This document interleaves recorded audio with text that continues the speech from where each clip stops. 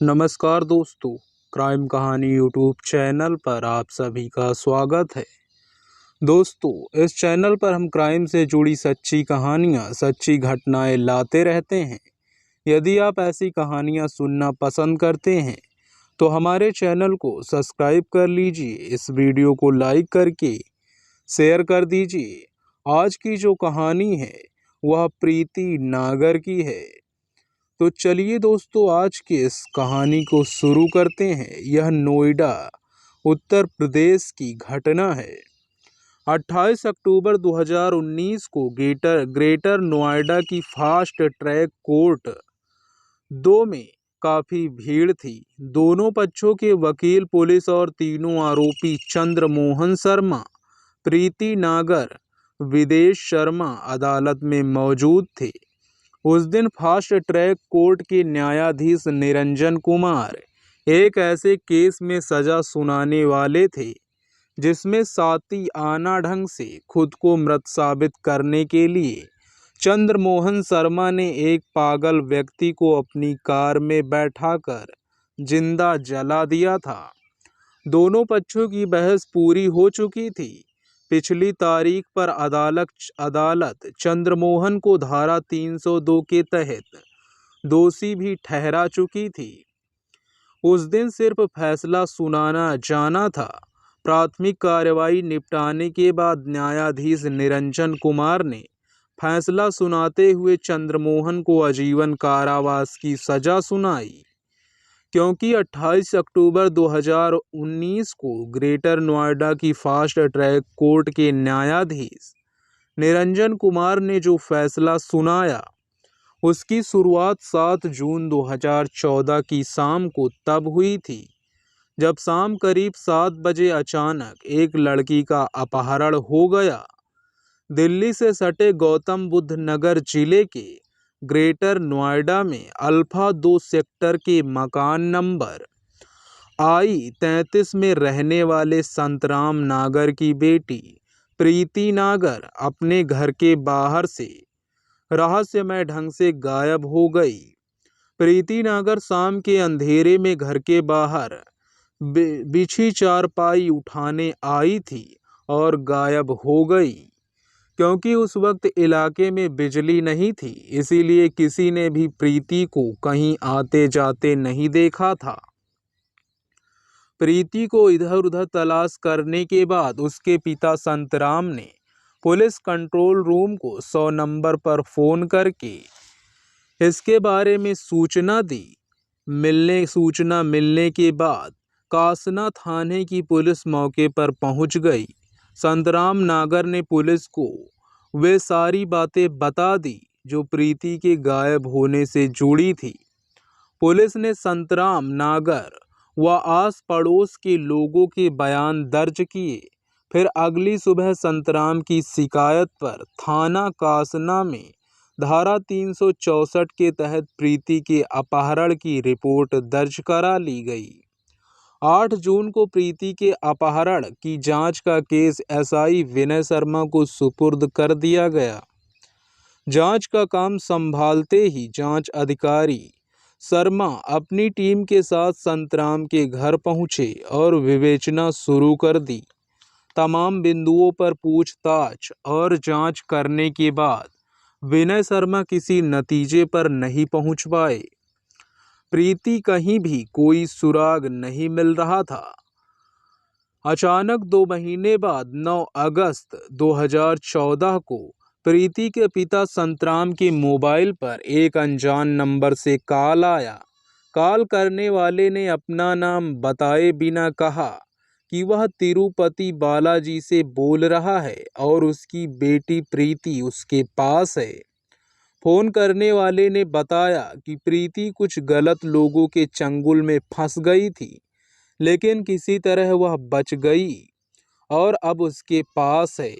फोनकर्ता ने संतराम से आगे कहा कि वह तिरुपति बालाजी पहुंच जाए, वह उनसे बालाजी में मिलेगा और उनकी बेटी उनको सौंप कर सुपुर्द कर देगा। काफी अनुरोध करने पर भी उसने अपना नाम नहीं बताया। संतराम ने कासना थाने जाकर इस फोन के बारे में जांच अधिकारी विनय शर्मा को बताया।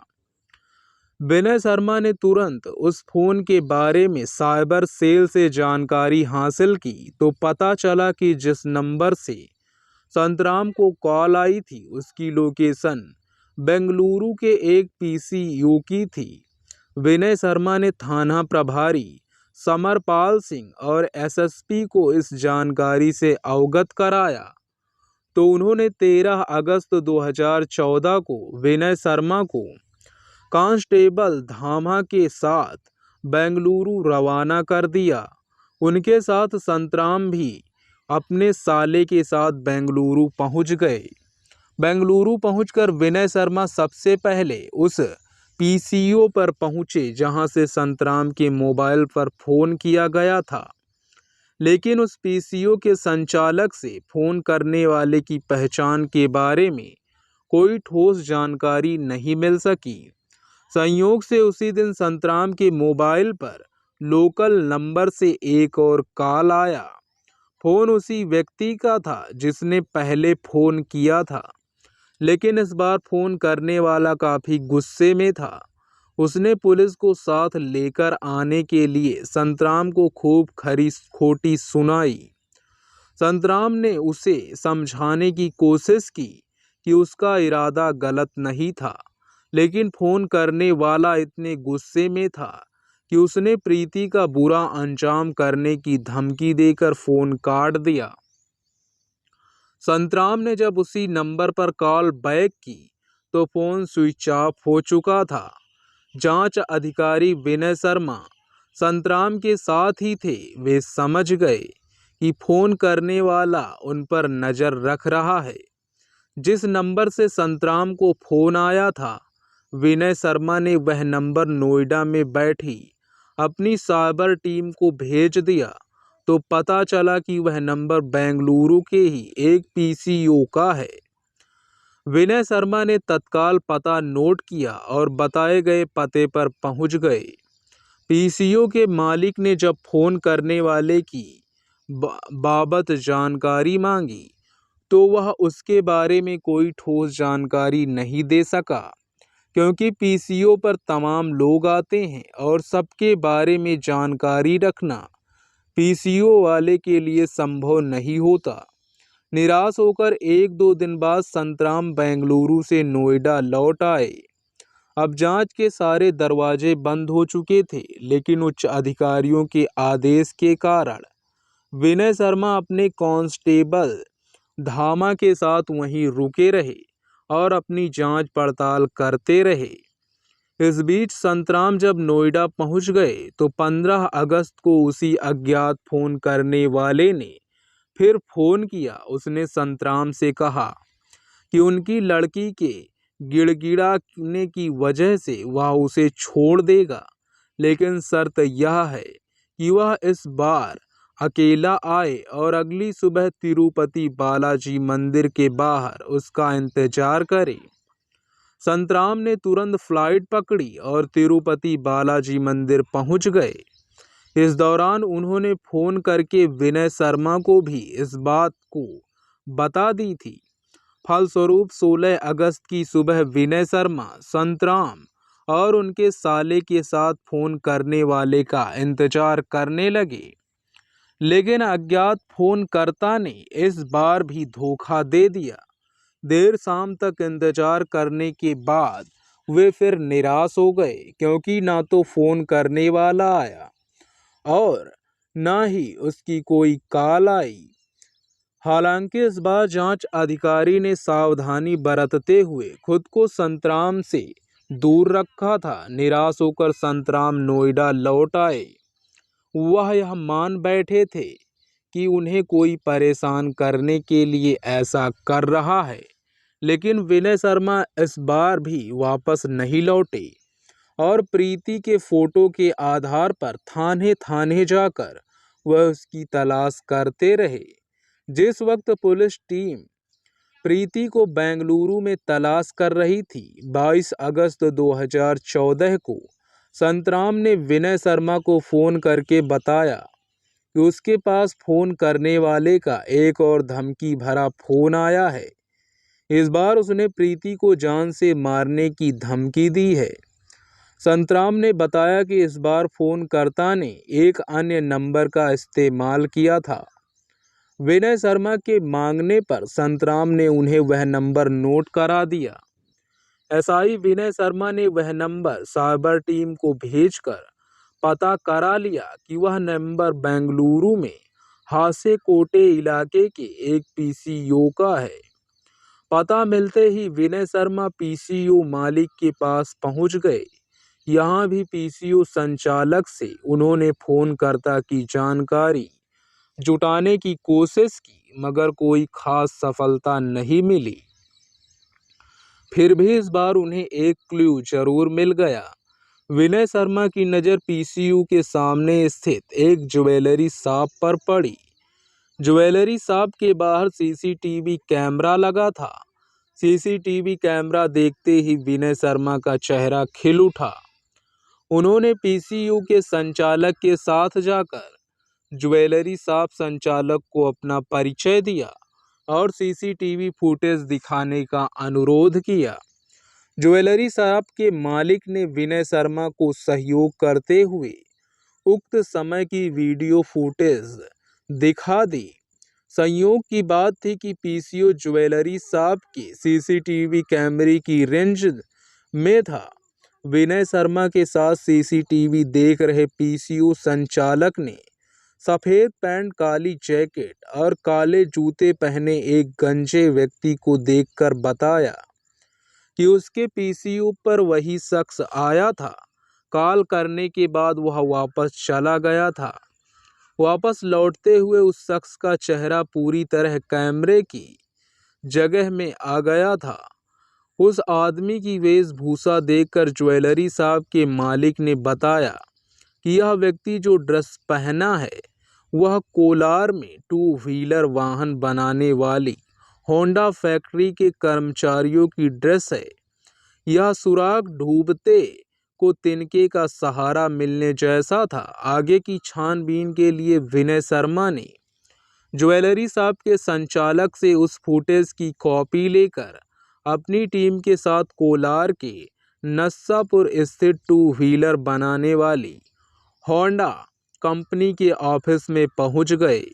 जांच अधिकारी ने मैनेजर को पूरा मामला बताया। उससे पूछा गया कि क्या पिछले कुछ महीनों से उनके यहाँ किसी उत्तर भारतीय कर्मचारी ने नौकरी ज्वाइन की है। इसके जवाब में मैनेजर ने उन्हें पिछले 3 महीनों में नौकरी ज्वाइन करने वाले 3 कर्मचारियों का फोटो समेत बायोडाटा मिल गया। तीनों बायोडाटा देखने के बाद विनय शर्मा की नज़र एक शख्स पर अटक गई, क्योंकि वह उनका जाना पहचाना था। वह शख्स चंद्रमोहन शर्मा था, लेकिन बायोडाटा में उसका नाम नितिन लिखा था, जिसने 6 मई 2014 को फिटर कर्मचारी के रूप में उनके यहाँ नौकरी ज्वाइन की थी। उसने अपना मूल पता हरियाणा हिसार लिखवाया था। चंद्रमोहन को विनय अच्छी तरह जानते थे, क्योंकि वह नोएडा का एक आरटीआई एक्टिविस्ट था और वह उससे कई बार मिले भी थे। लेकिन उन्हें यह समझ नहीं आ रहा था कि चंद्रमोहन यहाँ क्या कर रहा है और उसने अपना नाम नितिन क्यों लिखवाया है। साथ ही प्रीति की तलाश करते करते उन्हें चंद्रमोहन की बेंगलुरु में उपस्थिति समझ नहीं आ रही थी। विनय शर्मा ने अपने मोबाइल से बायोडाटा में लगी फोटो लेकर अपने एसएचओ समरजीत सिंह को भेजी और उन्हें पूरी बात बताई। कुछ देर में इंस्पेक्टर समरजीत सिंह ने विनय शर्मा को जो कुछ बताया उससे उनके दिमाग की नसें हिल गई। समरजीत सिंह ने बताया कि नितिन नाम का शख्स चंद्रमोहन शर्मा ही है और वह उसके मर्डर केस की जांच कर रहे हैं। समरजीत सिंह ने विनय शर्मा को बिना वक्त गवाए नितिन को पकड़ने की हिदायत दी। मामले की तस्वीर अब काफ़ी हद तक साफ हो चुकी थी। विनय शर्मा के कहने पर नितिन शर्मा उर्फ चंद्रमोहन को एचआर मैनेजर ने फैक्ट्री में बुलवा लिया। पुलिस को सादे लिबास में देखकर कथित नितिन शर्मा सब घबरा गया। विनय शर्मा को वह पहले से ही जानता था। विनय शर्मा ने उसे यह नहीं बताया कि उन्हें उसकी मौत के ड्रामे के बारे में कोई जानकारी है।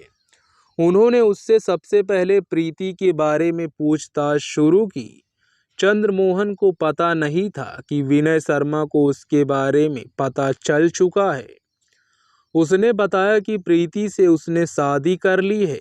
वह अपनी इच्छा से अपना घर छोड़कर उसके साथ आई है। चंद्रमोहन विनय कुमार को काउंटी कट्टा इलाके में अपने किराए के घर पर भी ले गया, जहां वह प्रीति के साथ रहता था।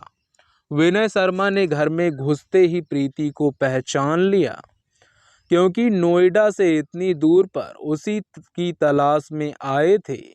विनय शर्मा ने 27 अगस्त 2014 को स्थानीय पुलिस के सहयोग से प्रीति व चंद्रमोहन को हिरासत में ले लिया। दोनों को स्थानीय अदालत में पेश करके उन्होंने उन्हें ट्रांजिट रिमांड पर लिया और उन्हें ग्रेटर नोएडा के कासना थाने ले आए। विनय शर्मा ग्रेटर नोएडा से बेंगलुरु जिस प्रीति की तलाश में गए थे, वह मकसद पूरा हो चुका था, लेकिन इसी के साथ खुद को मुर्दा साबित करके प्रीति के साथ मौज कर रहा वह चंद्रमोहन नाम का कथित मृतक भी उनके हाथ लग गया था। 29 अगस्त को पुलिस ने प्रीति नागर और चंद्रमोहन को अदालत में पेश करके 3 दिन के पुलिस रिमांड पर ले लिया। रिमांड की अवधि में चंद्रमोहन व प्रीति से अलग अलग पूछताछ की गई तो उनकी प्रेम कहानी तथा चंद्रमोहन द्वारा रची गई गहरी साजिश का भी पर्दाफाश हो गया। चंद्रमोहन शर्मा आरटीआई कार्यकर्ता और आम आदमी पार्टी का सक्रिय सदस्य था। वह ग्रेटर नोएडा के अल्फा 2 में आई ब्लॉक के मकान नंबर 480 में रहता था। चंद्रमोहन के परिवार में पत्नी सविता तथा 2 बच्चे थे, 12 वर्ष का बेटा तथा 7 वर्ष की बेटी। हुआ यूं था कि 17 मई 2014 को चंद्रमोहन की पत्नी सविता ने थाना कासना में आकर एक लिखित तहरीर दी थी। तहरीर में सविता ने लिखा था कि उसका पति चंद्रमोहन 30 अप्रैल 2014 से लापता था। 2 मई को उसकी जली हुई लाश उसी की कार में मिली थी। तहरीर में सविता ने आरोप लगाया था कि उसके पति की मौत दुर्घटना में नहीं हुई, बल्कि उसकी हत्या की गई है।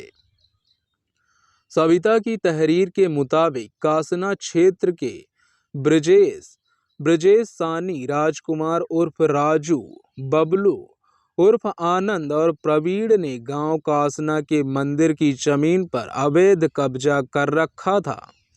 उसका पति गांव की तरफ से मंदिर की जमीन के मुकदमे में पैरवी कर रहा था, इसीलिए उपरोक्त सभी लोग चंद्रमोहन से दुश्मनी रखते थे।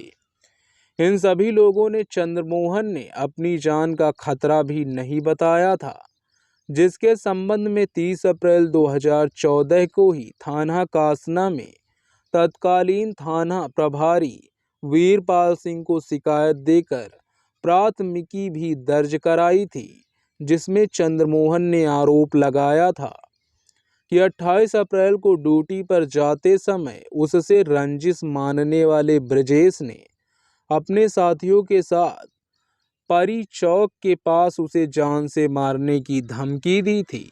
सविता ने अपनी तहरीर में आरोप लगाया था कि उक्त सभी व्यक्तियों ने साजिश करके उसके पति चंद्रमोहन की हत्या कर लाश को कार समेत जला दिया है, ताकि घटना को दुर्घटना का रूप दिया जा सके।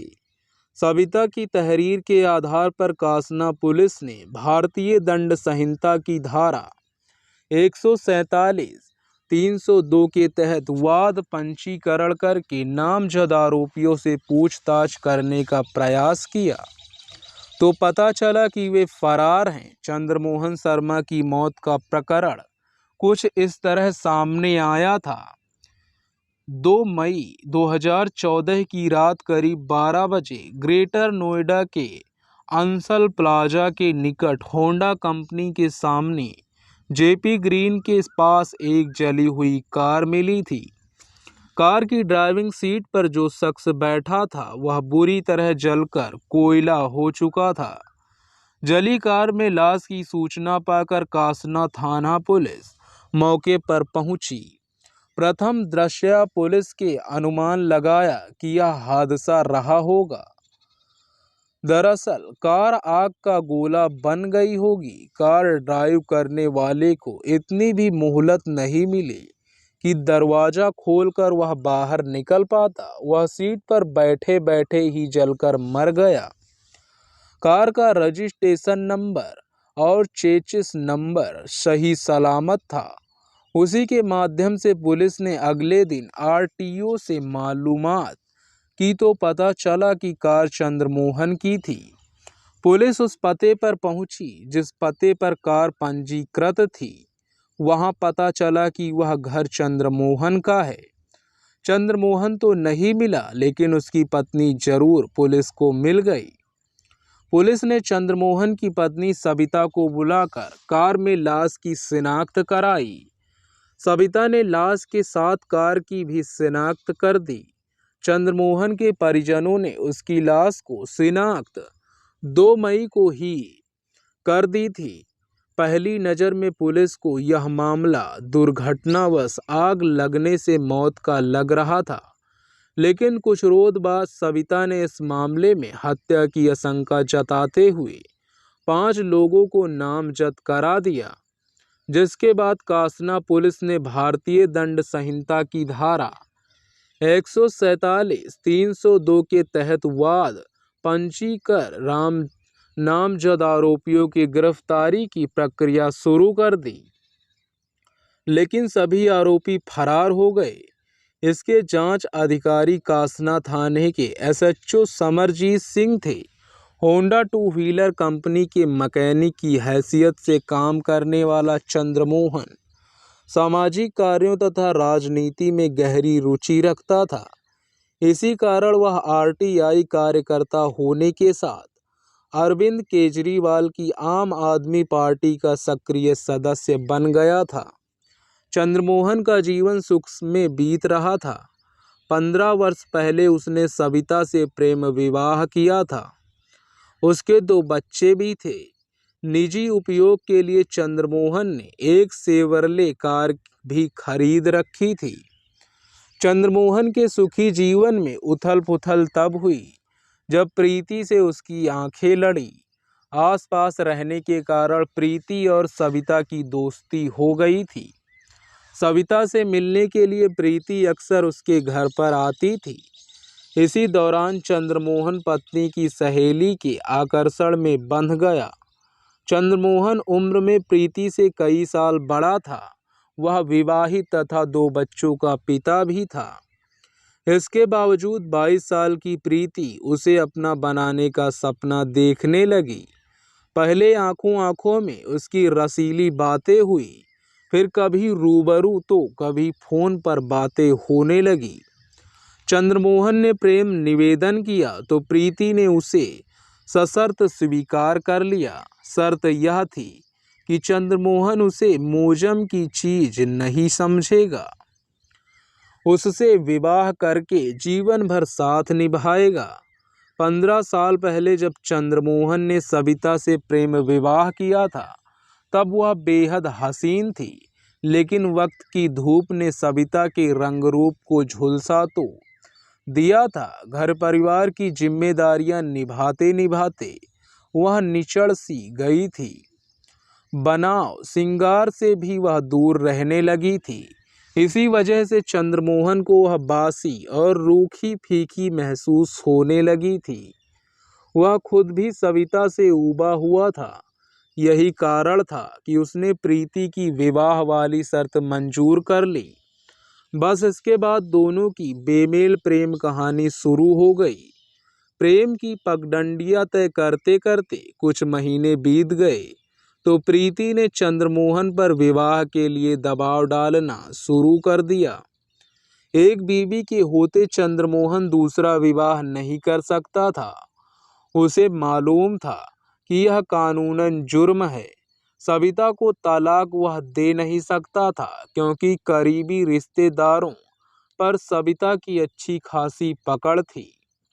तलाक देता तो सभी एकजुट होकर चंद्रमोहन का गला दबाने आ जाते। चंद्रमोहन समझ नहीं पा रहा था कि किस तरह सविता से पीछा छुड़ाए। एक तो चंद्रमोहन को कोई रास्ता नहीं सूझ रहा था, दूसरी ओर प्रीति विवाह के लिए दबाव बनाए हुए थी। विवाह में आवश्यकता विलंब होता देख प्रीति उसे जेल भिजवाने और पत्नी से दोनों का रिश्ता बताने की धमकी भी देने लगी। चंद्रमोहन ऐसा कुछ नहीं चाहता था जिससे उसका जीना हराम हो जाए। जब उसे कोई राह नहीं सूझी तब उसने प्रीति से गुप्त रूप से विवाह करने का निश्चय कर लिया। 28 नवंबर 2013 को चंद्र और प्रीति को दादरी स्थित आर्य समाज मंदिर ले गया और वहां उसने प्रेम विवाह कर लिया। प्रीति खुश थी। उसने मान लिया कि आज चंद्रमोहन ने मांग में सिंदूर भरा है तो कल घर भी ले जाएगा। चंद्रमोहन इसीलिए खुश था कि व्यक्ति तौर पर ही सही कुछ समय के लिए मुसीबत से निजात तो मिल गई। चंद्रमोहन व प्रीति अलग अलग रहते थे। प्रीति ने अपने परिवार में रहते हुए किसी को अपनी शादी की भनक नहीं लगने दी। दूसरी तरफ चंद्रमोहन भी अपने परिवार से प्रीति के साथ की गई दूसरी शादी का राज छुपाता रहा। जब शादी को कुछ सप्ताह बीत गए और कोई सकारात्मक रास्ता निकलता नहीं दिखा तो प्रीति ने चंद्रमोहन पर फिर दबाव बनाना शुरू कर दिया कि वह जल्द से जल्द अपने घर से सविता की छुट्टी करे और उसे घर ले जाए। पहले प्रीति से प्रेम और फिर विवाह करके चंद्रमोहन बुरी तरह फंस गया था। ना वह सविता को घर से निकाल सकता था, ना ही प्रीति के बगैर रह सकता था। प्रीति भी अब अपने मायके में रहने को राजी नहीं थी। प्रीति ने जब चंद्रमोहन पर लगातार दबाव बनाना शुरू किया तो वह बहुत सोचने समझने के बाद चंद्रमोहन ने एक खौफनाक योजना बना डाली। चंद्रमोहन ने जो योजना बनाई थी उसे अकेले अंजाम दे पाना संभव नहीं था। योजना को आमली जामा पहनाने के लिए उसने अपने साले विदेश शर्मा को नगद रुपए देने का लालच दिया। साथ ही उसने सविता को उसके बदले होंडा कंपनी में नौकरी मिलने का लालच देकर साजिश में शामिल कर लिया। क्योंकि अंसल प्लाजा के आसपास एक विक्षिप्त युवक घूमा करता था। उसकी और चंद्रमोहन की कदकाठी में काफी समानता थी।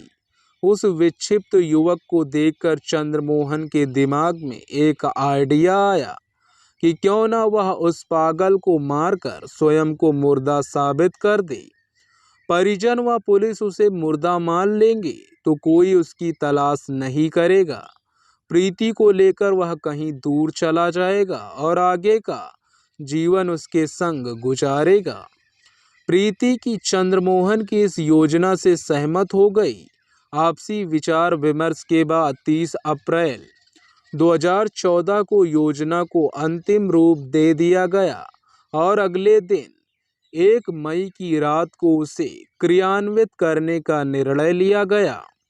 योजना को अंजाम देने के लिए चंद्रमोहन ने तुगलकपुर स्थित पेट्रोल पंप से एक डिब्बे में 3 लीटर पेट्रोल भरकर कार में रख लिया। 1 मई की रात को 11 बजे सविता का भाई दिनेश अंसल प्लाजा के आसपास घूमने वाले पागल युवक को बहला फुसलाकर मोटरसाइकिल पर बैठा लाया। चंद्रमोहन अपनी कार में बैठा पहले से उसका इंतजार कर रहा था। चंद्रमोहन ने एक सुनसान जगह पर कार रोकी और विक्षिप्त युवक को पिछली सीट पर बैठाकर अपने बेटे से उसका गला घोंटकर मार डाला। इसके बाद चंद्रमोहन ने अपने कपड़े उतारकर विदेश को दिए। उन्हें विदेश ने पागल के पहने कपड़े उतारकर उसे चंद्रमोहन के कपड़े पहना दिए। अपना फोन व पर्स भी चंद्रमोहन ने उसकी जेब में रख दिया। चंद्रमोहन ने पहले से ही अपने लिए एक जोड़ी कपड़े गाड़ी में रखे थे जो उसने खुद पहन लिए। इसके बाद चंद्रमोहन और विदेश ने मृत पड़े विक्षिप्त युवक का शरीर उठाकर गाड़ी की पिछली सीट पर रखा और कार को ड्राइव करते हुए अंसल प्लाजा के निकट होंडा कंपनी के सामने वाली जेपी ग्रीन वाली रोड पर ले गए। पागल युवक के मृत शरीर को उन्होंने पिछली सीट से हटाकर ड्राइविंग सीट पर बैठाया और फिर सीट के बेल्ट से उसे कस दिया ताकि वह जीवित भी हो तो कार से उतरकर भाग न सके। तब तक आधी रात का वक्त हो चला था। चंद्रमोहन और विदेश ने प्लास्टिक की कैन में भरा पेट्रोल कार पर चारों तरफ छिड़क दिया और भीतर की सीटों के साथ विक्षिप्त युवक पर अच्छी तरह से छिड़का। इसके बाद उन्होंने कार में आग लगा दी। चंद पलों में ही कार धू धू करके जलने लगी और कार को धू धू जलता देख दोनों मोटरसाइकिल से फरार हो गए। आधी रात का वक्त था। वहां से गुजरती कुछ गाड़ियों ने जब कार जलती देखी तो वे उसके पास गए, लेकिन तब तक कार इतनी बुरी तरह से जल चुकी थी कि उसे बुझाने की हिम्मत किसी की नहीं हुई। किसी ने फायर ब्रिगेड को फोन कर दिया। सूचना मिलने के 15 से 20 मिनट बाद दमकल की गाड़ी भी मौके पर पहुंच गई। कुछ देर में आग पर काबू तो पा लिया गया, लेकिन तब तक कार जलकर कोयला हो चुकी थी। दमकल कर्मियों ने देखा कि कार की ड्राइविंग सीट पर बैठे एक व्यक्ति की भी जलने से मौत हो गई थी। मौके से फरार होने के बाद विदेश तो अपने घर चला गया, जबकि चंद्रमोहन ने ट्रेन से बेंगलुरु की राह पकड़ ली। बेंगलुरु पहुंचकर चंद्रमोहन ने सबसे पहले अपने सिर के बाल और मूछ मुड़वा दिए। फिर अपने शातिर दिमाग का इस्तेमाल कर जोर तोर से उसने नितिन शर्मा के नाम की एक आईडी बनवा ली। नई आईडी बनवाते समय उसने अपना पता नलवा हिसार हरियाणा दर्ज कराया। उसके बाद चंद्रमोहन ने अपनी पहचान से जुड़े दूसरे नकली दस्तावेज भी तैयार करवा लिए। इतना सब होने के बाद चंद्रमोहन ने अगले 4 दिनों में इन तमाम दस्तावेजों के बल पर होंडा टू व्हीलर कंपनी में नौकरी भी पा ली। बेंगलुरु में अज्ञातवास के दौरान चंद्रमोहन सेल फोन के माध्यम से प्रीति के साथ निरंतर संपर्क में रहा। आईडी बन जाने के बाद 7 जून को चंद्रमोहन प्रीति को ले जाने के लिए दिल्ली आया। फोन के माध्यम से योजना पहले से ही बन चुकी थी। योजना के तहत 7 जून की रात 8 बजे प्रीति अपने घर से इस तरह का नाटक करके लापता हुई ताकि सबको लगे उसका अपहरण हो गया है। प्रीति अपने लापता होने की घटना को अपहरण का रंग देना चाहती थी, इसीलिए घर से बाहर निकलते ही उसने हलक से हल्की सी चीख भी निकाली। किस्मत ने भी उस वक्त उसका साथ दिया और बिजली गुल हो गई। घर से कुछ दूर पर ही प्रीति को एक ऑटो रिक्शा मिल गया। उसे पकड़कर वह दिल्ली पहुंच गई, जहां तय स्थान पर वह चंद्रमोहन से मिली। चंद्रमोहन ने पहले ही नई दिल्ली से बेंगलुरु जाने वाली कर्नाटक एक्सप्रेस में 2 बर्थ आरक्षित करा रखी थी। दोनों सीधे नई दिल्ली स्टेशन जाकर ट्रेन में सवार हो गए और अगले दिन बेंगलुरु पहुंच गए। बेंगलुरु पहुंचने के बाद चंद्रमोहन ने नकली आईडी से 2 सिम कार्ड खरीदे। वे जिन नंबरों को इस्तेमाल करते थे वे नंबरों दोनों ने किसी और को नहीं दिए थे। रिमांड अवधि में जब पुलिस ने चंद्रमोहन से संतराम को फोन करने का कारण पूछा तो चंद्रमोहन ने बताया कि वह पुलिस को गुमराह करना चाहता था। इसीलिए उसने पीसीओ पर जाकर संतराम को फोन करके कहा था कि उसकी बेटी उसके पास है, लेकिन उस वक्त चंद्रमोहन ने यह कल्पना तक नहीं की थी कि उसकी यही गलती उसकी गिरफ्तारी का आधार बन जाएगी, क्योंकि इसी एक फ़ोन कॉल का पीछा करते करते पुलिस प्रीति की तलाश में बेंगलुरु पहुंच गई। बेंगलुरु में पुलिस जब प्रीति तक पहुंची तो पुलिस के हाथ चंद्रमोहन की गर्दन तक पहुंच गए। पुलिस रिमांड में हुई पूछताछ के दौरान इस मामले की जांच अधिकारी कासना थाना प्रभारी समरजीत सिंह ने 31 अगस्त 2014 को चंद्रमोहन की निशानदेही पर जेपी ग्रीन की दीवार से 200 मीटर की दूरी पर फेंकी गई वह प्लास्टिक की कैन भी बरामद कर ली, जिसमें पेट्रोल लाकर चंद्रमोहन ने पागल व्यक्ति के ऊपर डालकर आग लगाई थी। पुलिस ने अदालत में बतौर गवाह पेट्रोल पंप के उस सेल्समैन को भी पेश किया जिससे चंद्रमोहन ने कैन में पेट्रोल खरीद कर भरवाया था।